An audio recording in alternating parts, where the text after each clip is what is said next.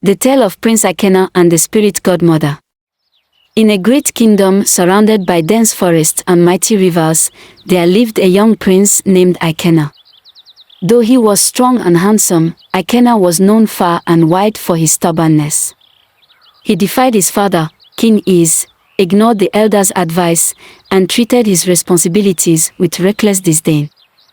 The king, weary of his son's ways, sought the counsel of the diviners. They revealed that the prince's stubbornness could only be tamed through an ordeal in the spirit world. Reluctantly, King Is decided to offer Ikenna as a sacrifice to Ekwutolu, the spirit godmother who ruled over the land of shadows and secrets. The journey to the spirit godmother. Prince Ikenna, unshaken by the gravity of his fate, was escorted to the edge of the spirit realm. There, Ekwutolu awaited him, her face veiled in shimmering mist, her presence both majestic and menacing. "You shall stay in my realm until you learn humility," she declared. With a wave of her hand, she summoned her only son, Obinna, to take the prince to a chamber. That night, Ekwutolu devised a sinister plan. "Before dawn, I will kill the king's son to seal his spirit in my realm forever," she whispered to herself. The midnight deception. Ikenna, though stubborn, was clever. He noticed the glances Ekwutolu cast at him during the evening meal and felt a chill. When he and Obinna were sent to share a room, Ikenna's suspicions grew. As the two lay down, Ikenna pretended to sleep but kept one eye open. When he was certain Obinna was fast asleep, he carefully switched their positions, placing Obinna where he had been lying. The fatal mistake. In the dead of night, Ekwutolu entered the room, her shadowy form gliding silently. She raised a blade of ethereal light and struck the figure she believed to be Prince Ikenna. Without hesitation, she disappeared into the night. When morning came, Ekwutolu returned, expecting to see Ikenna's spirit bound to her realm. Instead, she found him alive and unharmed. In horror, she realized that the lifeless body beside him was that of her own son, Obinna.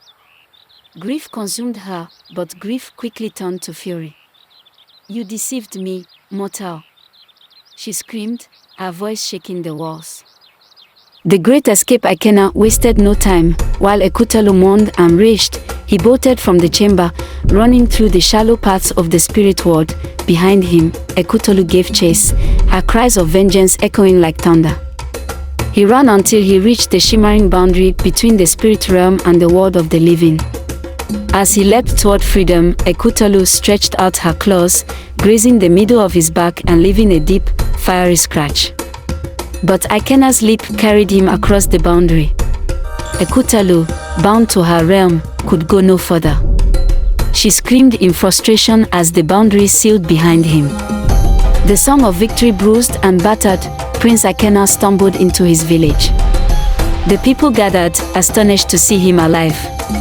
As they helped him to his feet, Ikenna began to sing a triumphant song. The spirit godmother laid her trap, her claws reached out, her anger snapped. She thought she would hold me in her snare, but her own son was captured there. I escaped her wrath, her cage of dread, and now I sing those crushed and bled. The villagers listened in awe, their hearts swelling with pride and relief. King Is embraced his son, tears streaming down his face. "My son, you have returned wiser than I ever dreamed." A changed prince. The ordeal transformed Ikenna. He set aside his stubborn ways and became a thoughtful and just leader. The scar on his back remained as a reminder of his journey, a mark of his resilience and the lessons he had learned. From that day forward, the story of Prince Ikenna and the spirit godmother was told across the kingdom, a tale of cunning, survival, and redemption. The end.